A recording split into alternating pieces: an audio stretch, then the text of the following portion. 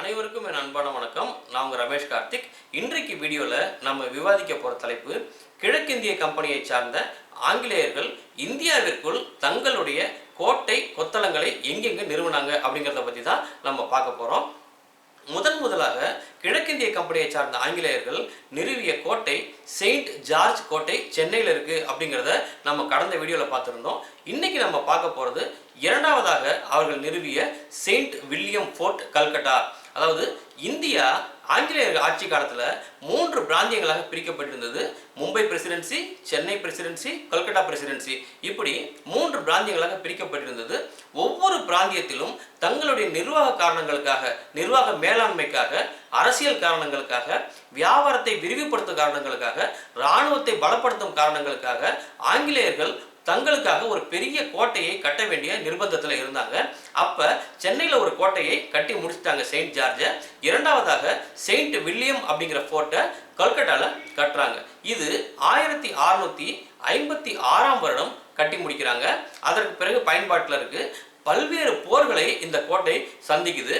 அப்ப முதலாக 1756 அன்னைக்கு நவாப் ஆஃப் பெங்கால் இந்த கோட்டையை கைப்பற்றுறார். ஆங்கிலேயர்களிடமிருந்து இந்த கோட்டையை போராடி கைப்பற்றிடுறாரு. கைப்பற்றின பிறகு அந்த கோட்டையில செயின்ட் வில்லியம் ஃபோர்ட்ல 14 மீட்டருக்கு 18 மீட்டர் அகலம் கொண்ட ஒரு கார்டு ரூம் ஒன்று இருக்கு.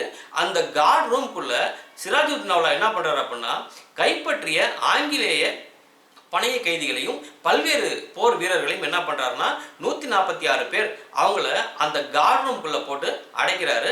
அது ரொம்ப சின்ன ரூம் அப்படிங்கிறதுனால கிட்டத்தட்ட 125 பேருக்கு பக்கமா மூச்சு திணறல் மற்றும் வெப்பம் தாங்காம இறந்து போயிடுறாங்க.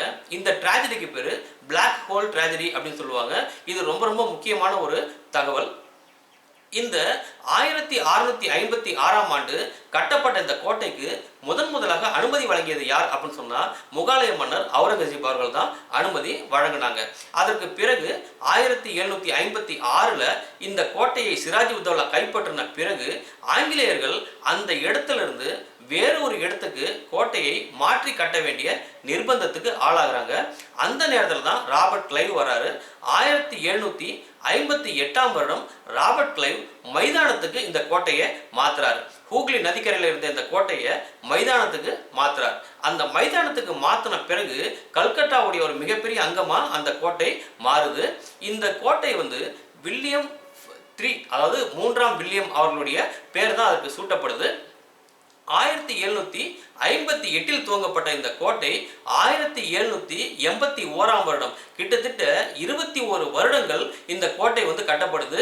அன்றைய காலகட்டங்களில் இதை கட்டுவதற்காக அவங்க செலவு பண்ண பணம் 2 மில்லியன் பவுண்டுகள் அப்படின்னு சொல்றாங்க. ஒரு தகவல் நமக்கு சொல்லுது. சரி, இந்த கோட்டைகள்லாம் ஆங்கிலேயர்கள் என்ன காரணத்துக்காக பயன்படுத்தினாங்க அப்படிங்கிறது உங்களுக்கு தெரியும். ஆனா இன்னைக்கு தற்சமயம் செயின்ட் ஜார்ஜ் கோட்டை தமிழக அரசினுடைய தலைமைச் செயலகமா இன்னைக்கு பயன்பட்டு இருக்கு. அதே போல செயின்ட் வில்லியம் ஃபோர்ட், கல்கட்டாவை சேர்ந்த Saint William Fort eastern command, நம்ம இந்தியன் ஆர்மி இருக்கு இல்லைங்களா, இந்தியன் ஆர்மியுடைய ஈஸ்டர்ன் கமாண்ட் ஹெட் குவார்ட்டரா இன்னைக்கு பயன்பட்டு இருக்கு. மேலும் இது குறித்து பல்வேறு தகவல்களோடு உங்களை இன்னொரு காணொலியில் சந்திக்கிறேன். நன்றி, வணக்கம்.